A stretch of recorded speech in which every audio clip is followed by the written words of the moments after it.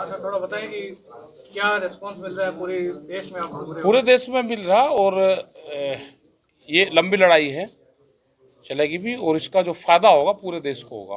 खास करके एमएसपी जब लागू हो जाएगी तो पूरे देश के किसानों को इसका फायदा होगा। जो आसाम में किसान बैठा है उसको भी इसका लाभ मिलेगा। वहाँ से भी फोन आते हैं, वहाँ पे भी लोग जाएंगे हमारे। 5 राज्यों में चुनाव हो रहे हैं तो उसको लेकर कोई प्लानिंग चल रही है? चुनाव में नहीं प्लान क्या करना, चुनाव वहाँ पे जाएंगे हम। वहाँ पे भी नुकसान है किसानों को, फसलों के रेट नहीं मिल रहे, फसल बीमा योजना है उसका क्या हाल है देश में। तो ये जो सारे सवाल है उस सब सवालों के लिए लेकर जा रहे हैं। डीजल के क्या रेट हो गए हैं, आम जनता इस आंदोलन से जुड़ रही है। व्यापारी जो छोटा दुकानदार हैं, एक शहर में एक मॉल खुलेगा, पूरा जो दुकानदार है पूरी खत्म। जो गांव का दुकानदार है जो 100 लोगों को उधार सामान देता है, ये आंदोलन तो उसका भी है ना, जो अपनी रोजी रोटी वहाँ से कमा रहा, और उसको ये आस रहती है कि मुझे जब वो तनख्वाह मिलेगी या उसकी फसल आएगी तो मेरा भुगतान हो जाएगा, तो वो भी ख़त्म होंगे।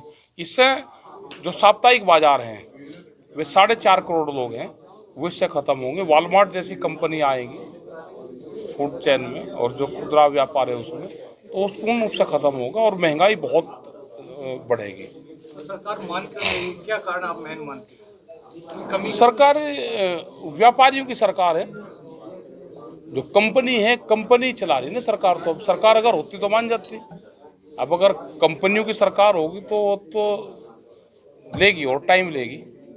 सर, दंगल प्रस्ताव जो आया था उसी समय में कृषि को और मार्केट में उतारने के बेचने के रूप में उसको देखा जाने लगा था। उसके बाद अब जैसे जो काले कानून आए, काले कानून बोल रहे हैं, वो आए हैं, तो कांग्रेस सरकार भी इन्हीं कानूनों को लागू करने की कोशिश कर रही थी, और अब हम देख रहे हैं कि कांग्रेस के बड़े नेता भी मंच साझा कर रहे हैं। तो जो आम पब्लिक है वो इसको किस नजरिए से देखेगा? देखिए, हमारा संगठन दंगल प्रस्ताव जब आया, हमने दिल्ली में बहुत बड़ा एक जो था आयोजन दंगल के 93 में लाल किले के पीछे, जिसमें महेंद्र सिंह टिकैत जी और प्रोफेसर नरजिंदर स्वामी थे, जो हमारे बड़े नेता थे उस समय के किसान। और तब से निरंतर हमारे प्रयास से ही जो WTO में है दंगल ड्राफ्ट आज तक साइन नहीं हुआ, वो रुका हुआ। लेकिन सर उसके दूसरे रास्ते निकाल लिए, FTA के माध्यम से, वो जो रीजनल एग्रीमेंट के माध्यम से जिस तरह से इन्होंने व्यापार शुरू किया कंट्री टू कंट्री, उसके दुष्प्रभाव हैं जो आज किसान भुगत रहा है उसको। तो हमारा संगठन तो निरंतर, हम कांग्रेस और BJP से लेना नहीं है, व्यवस्था से। और हम ये भी मानते हैं कि चेहरे बदलते हैं, कार्यनीति नहीं बदलती है। कार्यनीति वही रहती है। पूंजीवाद जो है उनके ऊपर भी भारी था और इनके ऊपर भी भारी है। लेकिन वहाँ कहीं ना कहीं कांग्रेस के समय में ये होता था, आंदोलन जैसे हम कर रहे थे, ये बिल थे कांग्रेस के टाइम में, ये जो आज इन्होंने बना के पास किए हैं, उन्होंने प्रस्ताव तैयार कर रखे थे। लेकिन आंदोलन का दबाव मानो या कुछ भी मानो, वो इनको पार्लियामेंट में टेबल करने की हिम्मत नहीं कर पाए। लेकिन ये तो इतनी बेशर्मी से, जब कोरोना जैसा पीरियड था, हर आदमी जो था कोरोना से व्यवहित था, उस मौके का फ़ायदा उठा के इन्होंने चोर रास्ते से इनको ऑर्डिनेंस से ला के और पार्लियामेंट में पास करा के लेके गए। तो ये इनकी इंटेंशन को भी दर्शाता, कार्यशैली को भी दर्शाता है कि ये कांग्रेस वाले तो इनसे बहुत पीछे हैं। ये तो उनसे बहुत आगे बढ़ के, यही लोग थे जो 2012 में इन बिलों का विरोध कर रहे थे। मैंने मीटिंग में भी आपको सुना होगा, सुषमा स्वराज और अरुण जेटली लोकसभा और राज्यसभा में दोनों ने इनका विरोध किया था। और आज वही पार्टी जो है बड़ी निर्लजता से ये कह रही है कि इनसे सुंदर कोई कानून ही नहीं है, किसान निहाल हो जाएगा। उस दिन क्या था? उस दिन ये BJP के जो नेता प्रतिपक्ष थे दोनों हाउस में, अपर हाउस और लोअर हाउस में, वो कह रहे थे किसान बर्बाद हो जाएगा। ये इनका दोहरा चरित्र और दोहरा मुँह है, इनका कुछ नहीं है। ये 2 मई है, इधर कन्वीनियंट हो तो इधर चल देते हैं, उधर कन्वीनियंट हो तो उधर WTO का एक प्रावधान या एक ऐसा करने की कोशिश करेगी, सब्सिडी जो है हर क्षेत्र में उसको खत्म करने की कोशिश कर रहे हैं सर। तो आप लोग किस तरीके से ये समझाओगे कि अंतर्राष्ट्रीय स्तर पर ये एक साजिश है निजीकरण को लाने की, कैपिटलिज्म, पूंजीवाद को लागू करने की? मैंने आपको पूंजीवाद है उसको समाजवादी। निरंतर कोई मीटिंग WTO की ऐसी नहीं है जिसमें मैं और राकेश जी नहीं गए और जाके विरोध नहीं किया हो। लास्ट मीटिंग अर्जेंटीना में थी, हम दोनों अर्जेंटीना में भी थे, और हमने वहाँ 50,000 किसान वहाँ एकत्रित किए थे दुनिया भर के, अर्जेंटीना में। और अमेरिका का जो डेलीगेशन था वो पहले दिन चला गया था, खत्म होने से एक दिन पहले छोड़ के चला गया था, वार्ता को छोड़ के चला गया था। तो हम विजिलेंट हैं इसके प्रति, हमें पता है WTO क्या करना चाहता है, हमारी सरकारों पे क्या प्रेशर है। ऐसा नहीं है कि किसान संगठन उसके प्रति हम सचेत नहीं है, जागरूक नहीं है। निरंतर हम बैंकॉक मीटिंग में भी थे, हम जेनेवा में भी थे, अर्जेंटीना में भी थे, हर मीटिंग में हम लोग जाते हैं और एक किसान की लॉबिंग, पूरे दुनिया का, हम नहीं पूरे दुनिया के किसान आते हैं और वो अपने स्तर पे वहाँ लॉबिंग भी करते हैं और विरोध भी करते हैं। बड़ा आंदोलन की बात हो रही है सर बार में, तो बड़ा आंदोलन कितना बड़ा विफल रूप लेने की इसकी तैयारी कर रखी है। ये बड़ा ही तो है जो निरंतर चल रहा है आंदोलन, ये बड़ा ही तो आंदोलन है। किसान आंदोलन को लेकर बाहर से फंडिंग के आरोप लग रहे हैं जी, किसान आंदोलन को बाहर से फंडिंग हो रही है, इस बात के आरोप। देखिए बाहर से फंडिंग किसकी हो रही है, सरकार एक सबूत दे दे। हमारे बच्चे बाहर गए हुए हैं, उनके माँ बाप धरने में बैठे हैं, फौज में हमारा बच्चा जाता है, पैसा कहाँ भेजता है, घर ही भेजता है ना। हमारे बच्चे बाहर नौकरी कर रहे हैं, हमारे पंजाब के, हरियाणा के, दुनिया भर के बच्चे विदेशों में नौकरी कर रहे हैं। अगर वो पैसा भेज रहे हैं इस आंदोलन में तो कौन सा गुनाह है। फंडिंग तो वो होती है किसी NGO से फंडिंग लें, हम किसी सरकार से फंडिंग लें, बताए सरकार एक भी पैसा आया तो, हाँ आ रहा है पैसा, हमारे बच्चे भेज रहे हैं।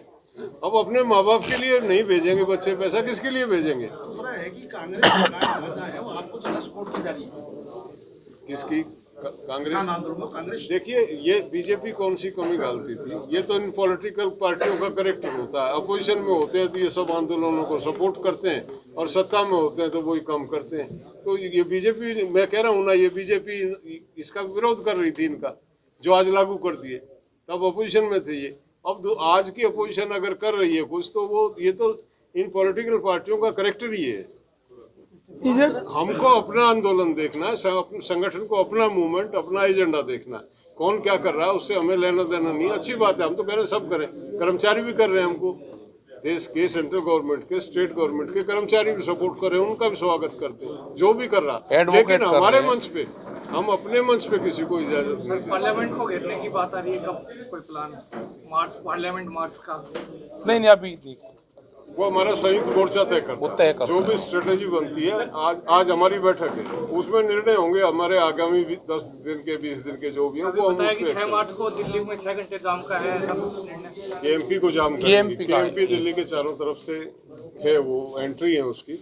KMP जाम करेंगे, दिल्ली जाम हो जाएगी। प्रधानमंत्री ने आंदोलन जीवी शब्द का इस्तेमाल किया था, तो लोकतंत्र में आंदोलन लोकतंत्र का एक आत्मा होती है, तो आप इस चीज़ को लोगों को कैसे समझाएंगे? क्योंकि एक गोदी मीडिया के माध्यम से मान लीजिए या फिर व्हाट्सएप यूनिवर्सिटी के माध्यम से मान लीजिए कि एक नैरेटिव बनाया जा रहा है कि आंदोलन करना देश हित में नहीं है, तो देश, आप किस प्रकार से लोगों को समझा पाएंगे सर इस बात को? वो तो सब समझ, ये कहा ना, आंदोलन अगर ना होता देश आज़ाद ना होता। आंदोलन जो है वो इस सिस्टम का और खासतौर पे डेमोक्रेसी का एक ही हथियार है, आंदोलन है, जिसके माध्यम से आज हम आज़ादी की सांस ले रहे हैं। तो ये जो वो लोग हैं जिन्होंने आंदोलन, बिल्कुल इनका कहना ठीक है, आज़ादी का आंदोलन में ये थे ही नहीं हिस्सेदार, इन्होंने तिरंगा पकड़ा ही नहीं था कभी। ये दूसरी मानसिकता के लोग हैं, ये तो ये चाहते थे अंग्रेज कंटिन्यू करें, इनका एजेंडा दूसरा था, इनका एजेंडा देश की आज़ादी था ही नहीं। तो इसलिए ये इस तरह की बातें कर रहे हैं ना, तो इनको पता होना चाहिए आंदोलन जो है वो आंदोलन के माध्यम से ये हिंदुस्तान है आज, जो आज़ाद हिंदुस्तान है। सर कोरोना के काफी माहौल जो बनाया जा रहा है कोरोना को भी, तो किसाना का भी कि कोरोना की जांच हो रही है, कोरोना का टीका लगाया जा रहा है किसाना का भी? नहीं, कोरोना का और किसान का आपस में समझौता है, हमारे पास आया नहीं आज तक। 95 दिन में एक केस नहीं है, एक भी केस हमारा किसी बॉर्डर पे आया नहीं है। तो हमें हमारा उसका समझौता है कोरोना से, हमें ना टीके की जरूरत। मीडिया को आप किस नजरिए से आप देखते हैं और उनकी क्या भूमिका होनी चाहिए? कैमरा और कलम पे बंदूक का पहरा है, बंदूक के डर से जो काम कर रहे हैं तो वही भी काम कर रहे हैं।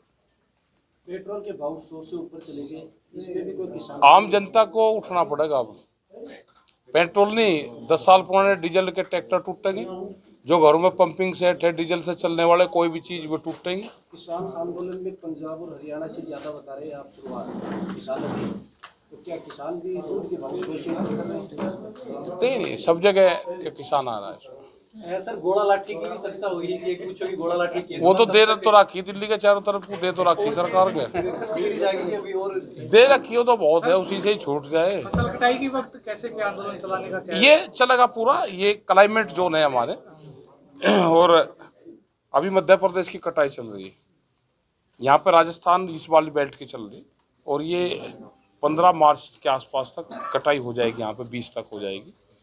फिर उनका कटाई धीरे धीरे शुरू हो जाएगी। और जो सहारनपुर मुजफ्फरनगर जो दिल्ली से दूसरी तरफ का उत्तर दिशा का जो है वो जाकर 20 अप्रैल के बाद में कटाई शुरू होती है।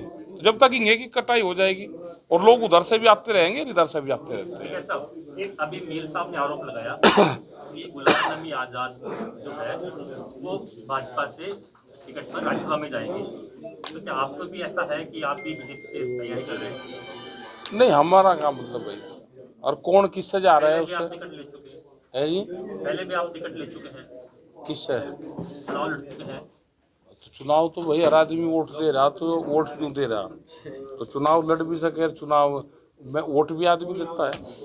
अब नहीं है हमारा कोई पॉलिटिकल उससे कोई भविष्य में कोई मैंने कहा था टिकैत साहब की नकल करी उन्होंने कि रोने से कुछ फायदा मिल जाए, तो वो मैंने उसका एग्जाम्पल दिया था कि वो मिलने वाला नहीं है। दोनों मिले हुए थे, जानबूझ के रोए आपसरी के अंदर, झूठी बात पे। एक कांग्रेस की बात पूछी थी कि कांग्रेस और बीजेपी इसमें इतना ही फर्क है भाइयों कि बीजेपी ने पूरे आधे देश को बेच दिया, कांग्रेस इस तरीके से शायद नहीं बेच रही थी। ये एक डिफरेंस है, इतना आप सोच लो। एक सवाल टिकैत साहब आपसे है, ये कह रहे हैं कि आपका रोना है ना किसान आंदोलन के लिए पूरा जीवनदान साबित हुआ, आप क्या इस चीज को मानते भाई? हैं? वो तो किसान की आत्मा थी। हाँ, क्या आपके यहाँ तो ये लग रहा है कि किसानों में पॉजिटिव एस्पेक्ट गया है, एक बड़ा आंदोलन खड़ा क्या हुआ? गया वो तो सबको पता है, क्या हुआ वो चीजें ना हमें पता, वो तो चली गई। ये तो किसान की क्या हालात है आज उस पर बात करो। किसान गर्मी में भी होगा भाई, गर्मी में भी होगा। जाली लगी है वहाँ टेंटू में, मच्छर जाली, हवा लगेगी मच्छर नहीं आएगा, कूलर लगेंगे, पंखे चलेंगे। राजस्थान में आंदोलन खड़ा हो गया है राजस्थान में, और राजस्थान के लोग पूरे क्रांतिकारी लोग हैं राजस्थान के, और इस आंदोलन का बड़ा एक हिस्सा राजस्थान में। सर ये मैसेज है झुंझुनू की जनता में देना चाहोगे? पूरे राजस्थान को है, पूरे हिंदुस्तान के किसानों को है, जो भी सुन रहा है इस आंदोलन का हिस्सा बने और इस लड़ाई को मजबूती से लड़ी जाए। ये 97 दिन से जो आंदोलन दिल्ली में चल रहा है, तीनों दो कानून और एक जो संशोधन जिसमें किया उसको रद्द कराने के लिए, और एमएसपी पे गारंटी मिले किसान की खरीद हो, और अगर एमएसपी से कम कोई खरीदे तो उसको कानूनी सजा का प्रावधान हो। ये मुख्य मांगे हमारी हैं किसान आंदोलन की। उनको लेके हम निरंतर वहाँ दिल्ली के चारों तरफ बैठे हुए हैं। सरकार अभी तक सरकार ने संज्ञान में लिया नहीं है, बिल्कुल एक निराशाजनक रवैया सरकार का है, और सरकार के जिस तरह के बयान हैं वो निराशाजनक ही नहीं है, एक उपहास उड़ा रहे हैं आंदोलन का। और ये आंदोलन उस वर्ग का आंदोलन है जो देश का बहुसंख्यक है, किसान और मजदूर, जो 80% है देश का, उसका आंदोलन है। तो हमने ये तय किया, हमारी कमेटी ने, बार बार जो ये बात कहती थी सरकार कि ये क्षेत्र विशेष का या राज्य विशेष का आंदोलन, सरकार के उस भ्रम को दूर करने के लिए हम आज बजाय इसके कि सबको दिल्ली ले जाके तकलीफ दें, लाखों लोगों को दिल्ली यहाँ से कहीं आने के लिए, हम लोगों के बीच में जा रहे हैं। और ये एक तरीका है अपना विरोध जताने का, सरकार तक अपना संदेश भेजने का। इस तरह की मीटिंग ये आज राजस्थान में हमारी 8वीं मीटिंग है, और 4 मीटिंग इस महीने हम और राजस्थान में करने जा रहे हैं।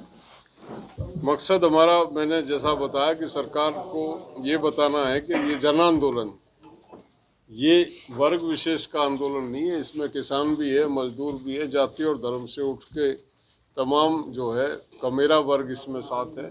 अपनी तरह का ये पहला आंदोलन है जिसमें हम सब इकट्ठा होकर लड़ रहे हैं। तीनों कानूनों के बारे में आप बहुत लिख भी चुके होंगे, आपको अच्छी तरह पता है कि तीनों कानून एक सीक्वेंस में हैं, वो एक दूसरे से जुड़े हुए हैं। किस तरह से पूंजीवाद को एग्रीकल्चर में जो 1400 लाख करोड़ रुपए का सालाना बाजार है, खुदरा बाजार, उस पर वर्चस्व स्थापित करने का जो एक पूंजीपतियों में आज होड़ लगी है और एक कॉन्स्पिरेसी चल रही है, उसकी कड़ी में ये कानून आए। निरंतर किसान जो है इसमें संगठित और जागरूक होता जा रहा, और निश्चित तौर पे सरकार को इनको वापस लेना पड़ेगा कानूनों को। और एमएसपी पे गारंटी अब ज़्यादा दिन चलने वाला नहीं है जो लूट है। एमएसपी की रिकमेंडेशन प्रधानमंत्री ने 2011 में जब ये मुख्यमंत्री थे, एक कमेटी बनी थी केंद्र सरकार की, फाइनेंशियल एडवाइजरी कमेटी, जिसके चेयरमैन थे। इन्होंने स्वयं रिकमेंड किया था कि एमएसपी को कानूनी गारंटी एमएसपी की दी जाए। किसान की खरीद अगर कोई उससे कम पे करे तो उसमें सजा का प्रावधान हो। आज ये अपनी रिकमेंडेशन से मुकर रहे हैं, तो उन्हीं सब बातों को लेके लड़ रहे हैं। और उसी कड़ी में आज आपके बीच राकेश जी